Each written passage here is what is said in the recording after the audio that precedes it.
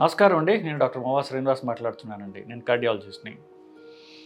So కార్డియాలజిస్టులు treat చేసే heart attacks కాబట్టి heart attacks గురించి, దానికి నివారణ గురించి, వాటి చెప్పే మార్గంలో, వాటి చెప్పే విధానంలో హార్ట్ అటాక్స్ రాకుండా ఎలా చూసుకోవాలనేది కూడా చెప్పడం అనేది గుండె డాక్టర్గా నా బాధ్యత.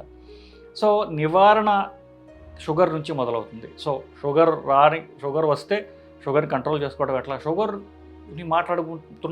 గురించి మాట్లాడుతున్నప్పుడు షుగర్ కూడా రాకుండా నివారణ ఎట్లా. సో హార్ట్ అటాక్ రాకుండా ఉండాలంటే షుగర్ కంట్రోల్ చేసుకోవాలి. షుగర్నే నివారించుకుంటే షుగర్ రాదు, అలాగే హార్ట్ అటాక్ కూడా రాదు.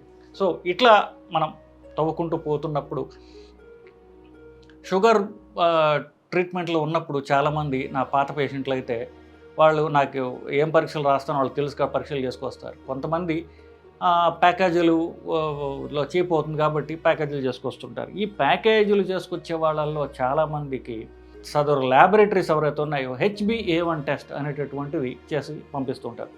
సో 2 షుగర్లు తినకముందు, తిన్న తర్వాత, సో కనీసం 8 గంటల పాటు ఏమి తినకుండా షుగర్ పరీక్ష చేసుకోవడం, బ్లడ్ టెస్ట్ ఇచ్చిన తర్వాత ఏదన్నా ఐడియల్గా అయితే గ్లూకోజ్ తీసుకోవాలి. ఆ గ్లూకోజ్ తిని 75 గ్రాముల నుండి 100 గ్రాముల గ్లూకోజ్ తిని తర్వాత గంటన్నర తర్వాత రెండో షుగర్ వాల్యూ ఇస్తారు. ఇది సరిపోతుంది లెక్క ప్రకారం. కానీ కొంతమంది యావరేజ్ గ్లూకోజ్ టెస్ట్ అని చేస్తారు. దాని పేరు HbA1c. అది ఒక షార్ట్ ఫామ్. దాన్ని ఫుల్ ఫామ్ ఏమనాలంటే గ్లైకోసిలేటెడ్ హిమోగ్లోబిన్ అంటారు. అంటే ఎర్ర కణాల్లో ఉండేటటువంటి ఆ ఎరుపు పిగ్మెంట్ ఏదైతే ఉందో, ఎర్ర రంగు ఉండేటటువంటిది, అది ఒక పిగ్మెంట్ వల్ల వస్తుంది. అది ఎర్ర కణాల్లో ఉండేటటువంటి ఒక పదార్థం. దాని పేరు హీమోగ్లోబిన్. సో అది ముఖ్యంగా దానిలో ఇనుము ఉంటుంది. సో ఆ ఇనుము వల్ల ఇది ఎరుపు రంగు వస్తుంది. అది ఆక్సిజన్ క్యారీ చేస్తుంది. ఎర్ర కణాలు ఆక్సిజన్ క్యారీ చేస్తాయి. సో ఇది బేసిక్ కథ. కానీ ఈ ఎర్ర కణము ఎప్పుడైతే రక్తంలో ఉంటుందో, రక్తంలో శరీరం అంతా తిరుగుతూ ఉన్నప్పుడు ఏమవుతుందంటే ఈ రక్తంలో ఉన్నటువంటి వేరు పదార్థాలు ఈ ఎర్ర కణం మీద అంటుకుంటూ ఉంటాయి. సో అవి కొలెస్ట్రాలు, కొంతవరకు షుగరు, ఇట్లా రకరకాలవన్నిటినీ దాన్ని ఇప్పుడు విపరీతం ట్రాఫిక్లో హైదరాబాద్లో తిరిగి వస్తే ఒళ్ళంతా దుమ్ము పడుతుంది చూసారా, అట్లా అనమాట. సో మీరు ట్రాఫిక్లో హెల్మెట్ పెట్టుకోకుండా బైక్ మీద వెళ్ళొచ్చి ఇంటికి వచ్చి తలస్నానం చేయండి, ఎంత మట్టి వస్తుందో మీకే తెలుస్తుంది. ఇదే విధంగా ఎప్పుడైతే ఈ ఆక్సిజన్ పట్టుకుని ఎర్ర కణం శరీరం అంతా తిరుగుతుందో, ఆ శరీరంలో ఉండే రకరకాల అవయవాల్లో ఉండేటటువంటి చెత్త చెదారం అంతా కూడా ఎర్ర కణం మీద అంటుకుంటుంది. దాన్ని మనం ఒక రకంగా ఉపయోగించుకోవచ్చు. ఎర్ర కణం తీసి దాని మీద ఇప్పుడు ఎర్ర కణం ఎంతసేపు బతుకుంటుంది, అంతసేపు అది దాని మీద ఈ చెత్త అంతా పేరుకొని పోతూనే ఉంటుంది. సో ఎర్ర కణం ఎంతకాలం ఉంటుంది? 120 రోజులు ఉంటుంది. సో ఈ 120 రోజుల పాటు కూడా దీని మీద రకరకాల చెత్త చెదారం అంతా కూడా దాని పెరుగుని పోతూ ఉంటుంది. అఫ్కోర్స్ ఆక్సిజన్ అలాగే ఉంటుంది, దాంతోపాటుగా ఇవన్నీ కూడా ఉంటాయి. సో దాంట్లో ఒకటి ఏంటంటే షుగర్. సో రక్తంలో షుగరు కంటిన్యూస్గా ఈ ఎర్ర కణము పైన అది అంటుకుంటూ ఉంటుంది. ఒకవేళ షుగర్ ఎక్కువ ఉంటే దీని మీద ఎక్కువ షుగరు ఈ ఎర్ర కణం మీద అంటుకుంటుంది. సో దీన్ని గ్లైకోసిలేటెడ్ హీమోగ్లోబిన్ అంటారు. సో ఈ ఎర్ర కణం మీద గనక మనం షుగర్ ఎంత ఉందో పరీక్ష చేసినట్లయితే ఈ ఎర్ర కణం ఉన్నటువంటి దాని జీవన ప్రమాణం ఉండేటటువంటి టైం అంతా కూడా ఎంత షుగర్ ఎక్కువ ఉన్నది అని తెలుస్తుంది మనకి. ఈరోజు షుగర్ ఎంత ఉన్నది, నిన్న షుగర్ ఉంటుంది ఎంత తెలియదు. సో 120 రోజుల పాటు శరీరంలో షుగర్ ఎంత ఉన్నది అనేటటువంటి ఒక యావరేజ్ వాల్యూ వస్తుంది. ఇది ఎర్ర కణం 120 రోజులు అన్నప్పటికీ ముఖ్యంగా 2 నెలలు, అంటే దానిలో సగం 60 రోజుల పాటు ఎంత షుగర్ ఉన్నది అనేటటువంటిది యావరేజ్ మనకి తెలుస్తుంది. సో 2 నెలల యావరేజ్ అని చెప్తాం ఎర్రకణం దాని లైఫ్ ఎంత ఉన్నప్పటికీ కూడా. సో ఈ 2 నెలల పాటు ఈ ఎర్రకణం పైన ఎంత షుగర్ పేరుకొని పోయింది అంటే ఏమిటి, గడచిన 2 నెలలుగా రక్తంలో షుగర్ ఎంత ఉన్నది అనేటటువంటి ఒక యావరేజ్ ఐడియా వస్తుంది. సో డాక్టర్ దగ్గరికి వెళ్ళేటప్పుడు HbA1c చేసుకుని వెళ్ళడం ఒక రకంగా మంచిదే. దానికంటే ముఖ్యమైనది నిన్న షుగర్ ఎంత ఉంది, ఇవాళ పొద్దున షుగర్ ఎంత ఉంది. ఎందుకు షుగర్కి మందులు రాయాలంటే నేను 2 నెలల యావరేజ్ చూసి వాళ్ళ మందులు పెంచాను అనుకోండి, వాళ్ళ పొద్దున షుగర్ నార్మల్గా ఉండొచ్చు. సో ఇవాళ షుగర్ కాకపోతే లాస్ట్ 2-3 రోజులు షుగర్ నార్మల్గా ఉండొచ్చు, అంతకుముందు పెరిగి ఉండొచ్చు. ఇప్పుడు కనుక నేను మందులు కొత్తగా పెంచినా, కొత్తగా యాడ్ చేసినా ఉన్న షుగర్ తగ్గిపోతుంది. సో ఇప్పుడు షుగర్ నార్మల్గా ఉంటే ఉన్నదానంటే తగ్గిపోతుంది అది. సో ఈ మందులు మార్చాలన్నా, కొత్తగా మందులు పెట్టాలన్నా హెచ్బిఏవన్సీ కంటే కూడా మనకి ఇవాళ షుగర్ తినకముందు తిన్న తర్వాత షుగర్లు ఎక్కువ మనకు ఉపయోగము. హెచ్బిఏవన్సీ మాత్రమే చూసి ట్రీట్మెంట్ మార్చడం అనేది పూర్తి నాలెడ్జ్ లేకుండా చేసేది. ఎందుకు? మనకు పూర్తి నాలెడ్జ్ ఉండాలి. ఓహో, ఇప్పుడు షుగర్ బాగానే ఉంది, కానీ 2 నెలలుగా ఎక్కువ ఉన్నది, ఈ లాస్ట్ 2 నెలలుగా లేకపోతే ఈ మధ్య కాలంలో షుగర్ కంట్రోల్ అయింది తప్ప ఇంతకుముందు అంతా కూడా షుగర్ ఏమాత్రం కంట్రోల్లో లేదు అనేటటువంటి ఐడియా కోసం చేసేది తప్ప ట్రీట్మెంట్ మార్చడానికి మాత్రం మనం ఫాస్టింగ్, పోస్ట్‌ప్రాండియల్ తినక ముందు తిన్న తర్వాత షుగర్ మాత్రమే పరిగణలోకి తీసుకోవాలి.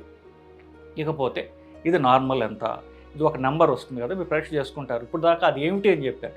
ఇప్పుడు పరీక్ష చేసుకున్నప్పుడు ఏమి ఇస్తారు? పరీక్ష ఒక పర్సంటేజ్ ఇస్తాడు. అంటే ఈ రక్తనాళం పైన ఇంత, దాని బరువులో ఇంత శాతం షుగర్ ఉన్నది అని చెప్పేసి చెప్తుంటారు.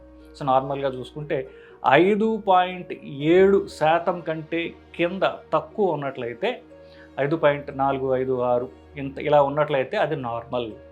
5.7 దాటిందంటే కనుక కొంచెం షుగర్ ఎక్కువ ఉన్నట్లు లెక్క, షుగర్ జబ్బు ఉన్నట్లు కాదు, షుగర్ వచ్చే అవకాశం ఉన్నట్లు లెక్క. 5.7 నుండి 6.4% మధ్యన, 5.7 నుండి 6.4% మధ్యన ఉన్నట్లయితే దీన్ని షుగర్ లేదు కానీ షుగర్ వచ్చే అవకాశం ఉన్నది, దీన్ని ప్రీ డయాబెటీస్, షుగర్ వ్యాధి ముందు స్థితి అని డయాగ్నోస్ చేస్తారు. 6.5% కంటే ఎక్కువ ఉన్నట్లయితే వీళ్ళకి షుగర్ ప్రాబ్లం ఉన్నట్టే అని నిర్ధారణ. లాస్ట్ 2 నెలలుగా షుగరు డయాబెటిక్ రేంజ్లో ఉన్నది అని చెప్పేటటువంటిది 6.5 కంటే నెంబరు ఎక్కువ ఉన్నట్లయితే.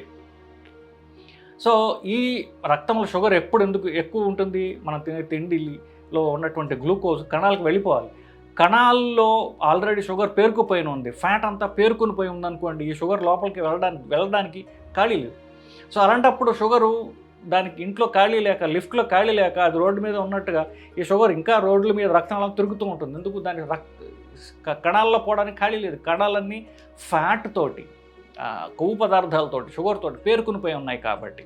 సో కణాలలో పేరుకునిపోయి ఉన్నది, ఆల్రెడీ కణాలంతా ప్యాక్డ్, అదంతా హౌస్ఫుల్గా ఉన్నది అని చెప్పడానికి ఇది ఒక ఇండైరెక్ట్ ఎవిడెన్స్. సో షుగర్ ఎక్కువే ఉన్నది, అంతేకాకుండా కణాల్లో కూడా పూర్తిగా షుగరు, కొలెస్ట్రాల్ పేరుకునిపోయి ఉన్నాయి అనేటి ఒక ఇండైరెక్ట్ ఇన్ఫర్మేషన్ మనకి ఇస్తుంది. అంటే కణాల్లో ఫ్యాట్ ఉన్నది అంటే శరీరంలో ఫ్యాట్, లావుగా ఉన్నారు. ఎప్పుడైతే శరీరం లావుగా ఉందో ఫ్యాట్ కదా, ఆ ఫ్యాట్ కణాల్లో అంతా పేరుకునిపోయి బయటికి వచ్చేస్తుంది అదంతా కూడా. అప్పుడు కణాల్లో ప్లేస్ లేదు. మనం తిన్న తిండి అంతా కూడా కణాల్లో పోవడానికి ఖాళీ లేక అది రక్తంలోనే ఉంటుంది. రక్తంలో మనం పరీక్ష చేసినట్లయితే షుగర్ ఎక్కువగా ఉంది అని చెప్తూ ఉంటారు. సో ఇది బేసికలీ. సో హెచ్బిఏవన్సీ ఏం ఇండికేట్ చేస్తుంది అంటే రక్తంలో షుగర్ ఉంది, ఆ రక్తంలో షుగరు కణాల్లో పోవడానికి దానికి ఖాళీ లేదు, అందువల్ల ఎక్కువగా ఉన్నది అని చెప్తూ ఉంటాం. ఇది ఒక రకంగా మంచిదే. ఎందుకు మంచిదో ఒక క్షణంలో మీకు ఎప్పుడు చెప్తాను. దీన్ని ప్రీ డయాబెటీస్ అన్నారు. ప్రీ డయాబెటీస్ స్టేజ్లో ఎక్కువగా అంటే లావుగా ఉంటారు, శరీరంలో కణాల్లో ఫ్యాట్ ఎక్కువ ఉన్న స్టేజ్లో ఎక్కువ బ్లడ్ షుగర్ ఉన్నప్పుడు ఇది ఎక్కువగా జరుగుతూ ఉంటుంది. సో ఇప్పుడు ఈ హెచ్బిఏవన్సీ ఎక్కువ ఇనీషియల్గా ఉన్నది ఎప్పుడు? షుగర్ రాకముందు ఎక్కువగా ఉంటుంది. వన్స్ షుగర్ వచ్చేసింది అనుకోండి, ఇనీషియల్ కొంతకాలం హెచ్బిఏవన్సీ ఎక్కువగా ఉంటుంది, ఆ తర్వాత హెచ్బిఏవన్సీ నార్మల్ అయిపోతుంది. ఎందుకు? మన రక్తంలో ఈ షుగర్ని కణాలకు పంపించేటటువంటి పదార్థం గురించి నేను చెప్పాల, దాని పేరు ఇన్సులిన్. ఇప్పుడు రక్తంలో షుగర్ ఎక్కువ ఉంటుంది, అది కణాల్లో పోవడానికి ఖాళీ లేదు అని చెప్తున్నా అంట. కానీ ఆ కణాల్లో పోవడానికి ఆ తలుపు తీసేటటువంటి వాచ్మ్యాన్ పేరు ఇన్సులిన్. సో కణాల్లో పోవడానికి కణాల్లో ఖాళీ ఉండాలి, వాచ్మ్యాన్ కూడా తలుపు తీయాలి. సో కణాల్లో ఫ్యాట్ ఉండకూడదు, ఇన్సులిన్ కూడా ఉండాలి. ఇన్సులిన్ ఉన్నప్పుడు ఏమవుతుంది? ఇన్సులిన్ తలుపు తీస్తుంది కణానికి, అప్పుడు ఈ షుగరు ఆ కణంలో పోతుంది. ఒకవేళ ఇన్సులినే లేదనుకోండి, అంటే ఏమిటి?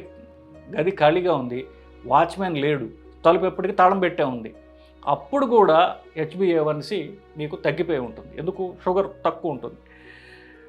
సో అదేంటి? ప్యాంక్రియాటిక్ ఫెయిల్యూర్ అనమాట. ప్యాంక్రియాటిక్ ఫెయిల్యూర్ ఎప్పుడు వస్తుంది? అడ్వాన్స్డ్ డయాబెటీస్ ఉన్నప్పుడు ప్యాంక్రియాస్ ఇన్సులిన్ తయారు చేయలేదు. ఇన్సులిన్ అంటే ఇప్పుడు ఇనీషియల్గా షుగర్ వచ్చిన మొదటి కొంతకాలంలో ప్యాంక్రియాస్ ఇంకా ఇన్సులిన్ తయారు చేస్తూ ఉంటుంది. అప్పుడు ఇన్సులిన్ ఎక్కువగా ఉంది కాబట్టి కొంచెం ఈ బయటికి పంపించడానికి, లోపలికి సెల్లో పంపించడానికి ఇంకా ప్రయత్నం చేస్తూ ఉంటుంది శరీరం. సెల్ అంతా ప్యాక్డ్గా ఉంటుందని ముందు అనుకున్నాం మనం. అప్పుడు ఇన్సులిన్ ఎక్కువ ఉండడం వల్ల హెచ్బిఏవన్సీ అనేది కాస్త ఎక్కువగా ఉంటుంది.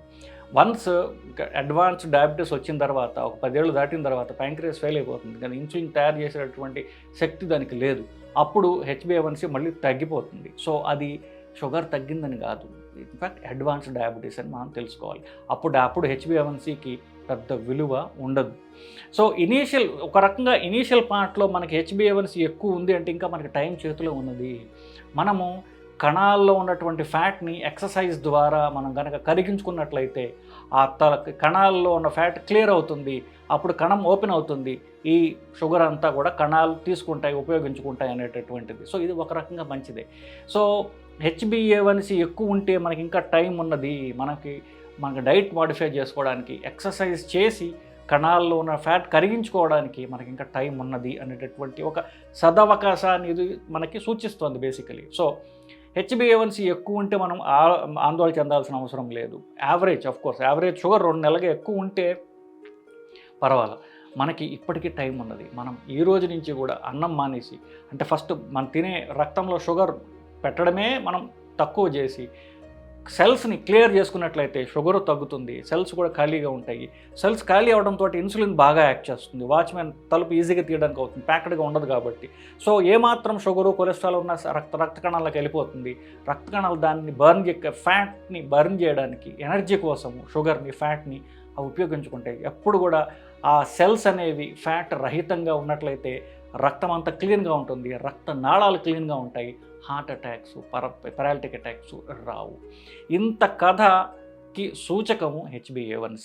అంతే తప్ప ఇది నేను చెప్పినట్టు దీన్ని సూచిస్తుంది తప్ప ఈరోజు షుగర్ని ట్రీట్మెంట్ మార్చుకోవడానికి దీన్ని ఉపయోగించకూడదు. చాలామంది నేను ప్రిస్క్రిప్షన్ చూస్తూ ఉంటాను, కొంతమంది HbA1c ఎక్కువ ఉన్నది మాత్రమే అది చూసుకుని షుగర్ టాబ్లెట్లు పెట్టడం జరుగుతూ ఉంటుంది. అలా చేసినట్లయితే ఇప్పుడు ఈరోజు షుగర్ తక్కువ ఉన్నా, నిన్న షుగర్ తక్కువ ఉంది అనుకోండి, ఇవాళ షుగర్ తక్కువ ఉంటుంది. సో అది షుగర్ కాస్త మందులు తగ్గిపోయి వీళ్ళకి షుగర్ డౌన్ అయిపోయి హైపోగ్లైసిమియాతో వీళ్ళు ప్రజెంట్ అవుతూ ఉంటారు. ఇదండి స్టోరీ. సో చివరిసారిగా నేను చెప్పాల్సింది ఏంటంటే HbA1c ఎక్కువ ఉన్నది, షుగర్లు తక్కువ ఉన్నాయి. అంటే ఫాస్టింగ్ షుగర్ చూస్తే నార్మల్గా ఉంది, తిన్న తర్వాత నార్మల్గా ఉంది. HbA1c యావరేజ్ షుగర్ చూస్తే ఎక్కువగా ఉంది అనుకున్నాం, 2 నెలలుగా ఎక్కువ ఉండే దానివల్ల పెరుగుతుంది అని. ఇలాంటి వాళ్ళల్లో హార్ట్ అటాక్స్ వచ్చే అవకాశం ఉన్నదా అనే ఒక స్టడీ చేశారు. ఇన్ఫ్యాక్ట్ 35 స్టడీస్ చేశారు, దాన్ని క్రోడీకరించి దాన్ని మెటా అనాలిసిస్ దాన్ని మళ్ళీ అనలైజ్ చేసి చూశారు. సో HbA1c మాత్రమే ఎక్కువగా ఉండి షుగర్స్ నార్మల్గా ఉన్న వాళ్ళల్లో 18% మంది డైరెక్ట్గా వాళ్ళు హార్ట్ అటాక్స్ తోటి కార్డియాలజిస్ట్గా రావడం అంటూ జరుగుతుంది. సో మనకి టైం ఉన్నది, షుగర్ తగ్గించుకోవడానికి, షుగర్ రాకుండా నివారించుకోవడానికి మనకి టైం ఉంది. కానీ వీళ్లలో 18% మంది డైరెక్ట్గా షుగర్ కాంప్లికేషన్, హార్ట్ అటాక్ అంత దూరం పోకుండా వాళ్ళకి జెనెటిక్ రిస్క్ ఎక్కువ ఉన్నట్లయితే ఇప్పుడే షుగర్ ముందు స్టేజ్లోనే వాళ్ళకి 18% మందిలో హార్ట్ అటాక్స్ రావడం జరుగుతూ ఉన్నది. సో ఇది అంత తేలికగా లైట్గా తీసుకునేటటువంటి వ్యవహారం కాదు. సో మీరు 18 ఏళ్ళు దాటినటువంటి యువకులు ఎవరన్నా ఉన్నట్లయితే వాళ్ళు సంవత్సరానికి ఒకసారి HbA1cతో షుగర్ 2 కూడా పరీక్ష చేసి చూసుకోండి. సో ఒకవేళ కనుక HbA1c ఎక్కువగా ఉన్నట్లయితే మీకు షుగర్ వచ్చే అవకాశం ఉన్నది. ఒక నెక్స్ట్ 5 ఏళ్లలో మీ డయాబెటీస్ కింద షుగర్ ముందు స్టేజ్, షుగర్ తర్వాత స్టేజ్, షుగర్ వ్యాధి ముందు వచ్చే సంకేతం, తర్వాత వ్యాధి వచ్చేసింది, ఈ గ్యాప్ 5 ఏళ్ళు యావరేజ్గా ఉంటుంది. సో వచ్చే 5 ఏళ్లలో మీరు జాగ్రత్త పడకపోతే మీకు షుగర్ వచ్చే అవకాశం ఉన్నది అని ఒక సూచనది. 5 ఏళ్ళు అంటే చాలా ఎక్కువ టైం. 5 ఏళ్లలో బరువు తగ్గించుకోవడానికి పుష్కలమైన అవకాశం ఉన్నది మీకు. సో ఈ 5 ఏళ్లలో మీరు తిండి మార్చుకోవడానికి మీకు పుష్కలమైనటువంటి అవకాశం ఉన్నది. 5 ఏళ్లలో మీరు మేలుకోకపోతే షుగర్ రావడం జరుగుతుంది. షుగర్ వచ్చినా రాకపోయినా దీనిలో 18% మందికి డైరెక్ట్గా హార్ట్ అటాక్లే వస్తాయి. సో కొంచెం మనం పరీక్ష చేయించుకుంటూ జాగ్రత్త పడితే వీటంటే నివారించుకోవచ్చు అని చెప్పడానికే ఈ వీడియో చేస్తున్నాము. సో HbA1c పరీక్ష చేయించుకోండి. కనీసం 18 ఏళ్ళు దాటిన యువకులకు సంవత్సరానికి ఒకసారి చేసుకోండి. 35 ఏళ్ళు దాటిన వాళ్ళు కనీసం 6 నెలలకు ఒకసారి చేసుకుని ఇది ఎందుకంటే ముందు సూచిక కాబట్టి మనం ప్రాబ్లమ్స్ రాకుండా నివారించుకోవడానికి అయితే ఒక అద్భుతమైన అవకాశంగా దీన్ని మనం వాడుకోవాలండి. ఇది చెప్పదలుచుకున్నదండి. నమస్కారం.